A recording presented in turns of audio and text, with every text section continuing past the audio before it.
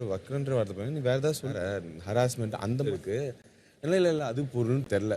ஆனால் எனக்கு என்ன பண்ணணும், வீக்கெண்டில் தானே இது நான் பேச முடியும். நண்பர்கள் அனைவருக்கும் வணக்கம். இப்போ நடந்துட்டு இருக்க ஒரு விஷயத்தை பற்றி தான் இந்த வீடியோவில் நம்ம டிஸ்கஸ் பண்ண போகிறோம். ஆக்சுவலாக விக்ரமும் சபரியும் பேசிகிட்டு இருக்காங்க.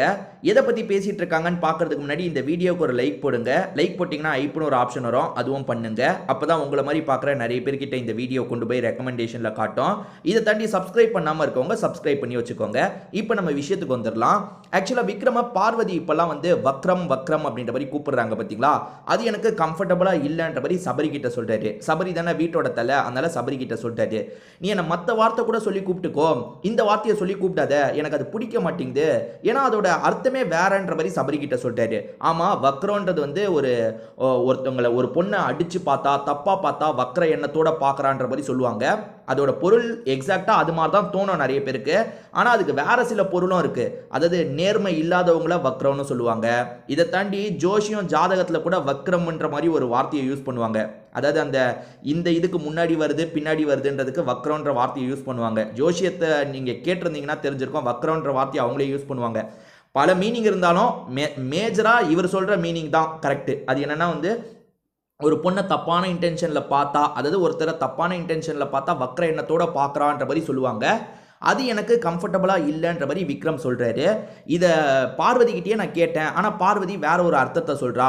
அதாவது உள்ள ஒன்று வச்சுட்டு வெளியே ஒன்று பேசுகிறவங்க, அதாவது நேர்மையற்றவங்க அப்படின்றதுக்கு தான் அந்த அர்த்தம் வரும்னு சொல்கிறா.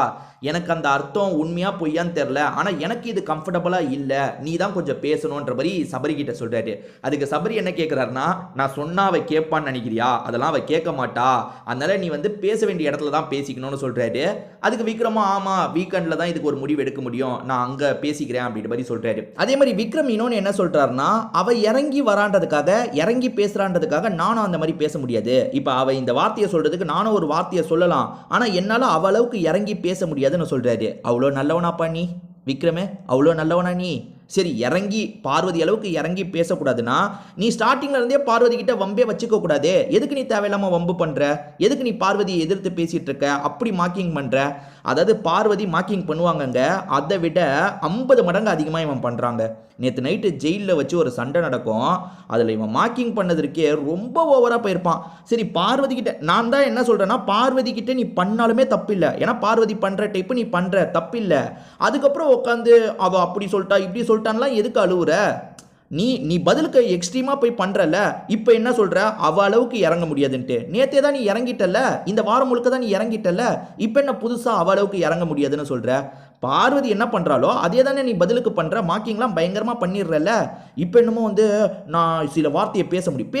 பேசு அவள் வக்ரோன்னு சொல்கிறான்னா நீ ஒரு வார்த்தையை சொல்லி அட்டாக் பண்ணு, அப்படி தான் பண்ணணும். அதை விட்டுட்டு வந்து அவள் வக்ரோன்னு சொல்கிறா என்னால் ஏற்றுக்க முடியல. நீ வந்து மார்க்கிங் பண்ணி ரொம்ப கேலி பண்ணி அவங்க பேசுகிறத தடுத்து, அதாவது அவங்க பேசவே கூடாது மார்க்கிங் பண்ணியே ஓட்டிடணும்னு நீ பண்ணனா, பதிலுக்கு வக்ரோன்ற வார்த்தை உன்னை குத்துது, உன்னை குடையுது அப்படின்றதுக்காக திரும்ப திரும்ப பார்வதி யூஸ் பண்ணுறாங்க. அப்படி தானங்க எடுத்துக்க முடியும். இப்போ என்னன்னா இவர் வேற வார்த்தை யூஸ் பண்ணிடுவாராம், ஆனால் அவ்வளவுக்கு இறங்கணுமான்னு பார்க்குறேன்ட்டு. ஏன்டா நீ இறங்கிட்டடா, ஏற்கனவே பார்வதியை விட நீ இறங்கிட்ட. இப்போ வெளியே பாருங்க, விக்ரமை எல்லாருமே போட்டு அடிச்சிட்டு இருக்காங்க. இவனுக்கு எப்படி ஓட்டு வருதுன்னு எனக்கு தெரியலங்க. ஒருவேளை விக்கல்ஸ்னு ஒரு டீம் வச்சிருக்கான் பார்த்தீங்களா, அதுலேருந்து ஹெவியாக ஓட்டை போட்டுட்டு இருக்காங்களா என்னன்னு தெரியல. சத்தியமாக அப்படி தான் எனக்கு தெரியுது. ஏன்னா இவன் என்னத்த ஆட்டம் ஆடி கிழிச்சிட்டான். பார்வதி கிட்ட மட்டும்தாங்க இவன் பேசுறான். தைரியம்னா என்ன தெரியுமா? எல்லார்கிட்டையும் பேசுறது தான் தைரியம். பார்வதி பாருங்க எல்லார்கிட்டையும் 7 இழுக்கிறாங்க. எனக்கு தெரிஞ்சு பார்வதியால் மோத முடியாத ஆள்னா திவாகர் தான் போல. இப்போ ஏன்னா திவாகர் வந்து எல்லா மேட்டரையும் போட்டு உடைக்கிறாரா, பார்வதிக்கு பயம் வந்து கொஞ்சம் அடங்கிடுறாங்க. அதே மாதிரி எஃப்ஜே கிட்ட கொஞ்சம் அடங்குவாங்க. மற்றபடி எல்லார்கிட்டையும் சண்டை பார்வதிக்கு வந்துகிட்டே தானே இருக்கு. கனி கிட்ட வருது, கெமி கிட்ட வருது, எல்லார்கிட்டையும் வருதுல்ல. உனக்கு ஏன் மற்றவங்க கிட்ட சண்டையே வர மாட்டேங்குது?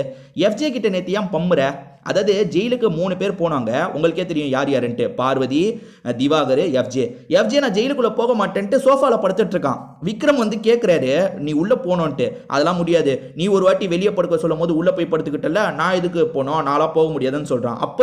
அப்போ விக்ரம் அடித்து பேசணும்ல, அதெல்லாம் கிடையாது, நீ உள்ளே போனோம் உள்ளே இருக்க 2 பேர் பைத்தியக்காரங்களா, நீ மட்டும் புத்திசாலியா, உள்ளே போகணும் சொல்லணும்ல. அந்த இடத்துல அப்படியே பம்மிட்டு போயிட்டாங்க. அப்பயும் பார்வதி கூட தான் சண்டைக்கு போகிறான். டே, நீ வந்து ஆம்பளைங்க கூட சண்டைக்கே போக மாட்டியா? எஃப்ஜே கூடலாம் சண்டைக்கு போவியா மாட்டியா? எதுக்கு நீ பார்வதி கிட்டேயே நோண்டிட்டு இருக்க? அதுதான் கேள்வி. அப்படி நீ நோன்றன்னு ஆயிடுச்சுன்னா அவ என்ன பேசினாலும் அதை பொறுத்து தான் நீ போகணும். அவ பேசுறது எனக்கு கஷ்டமா இருக்குன்னுலாம் உருட்டக்கூடாது. நீ 4 வார்த்தை பேசினா அவ 4 வார்த்தை பேசுவா. அப்படிதான். இதை பத்தி நீங்க என்ன நினைக்கிறீங்கன்ற உங்களோட கருத்தையும் சொல்லுங்க. திரும்பி வேற ஒரு வீடியோல நம்ம பார்ப்போங்க.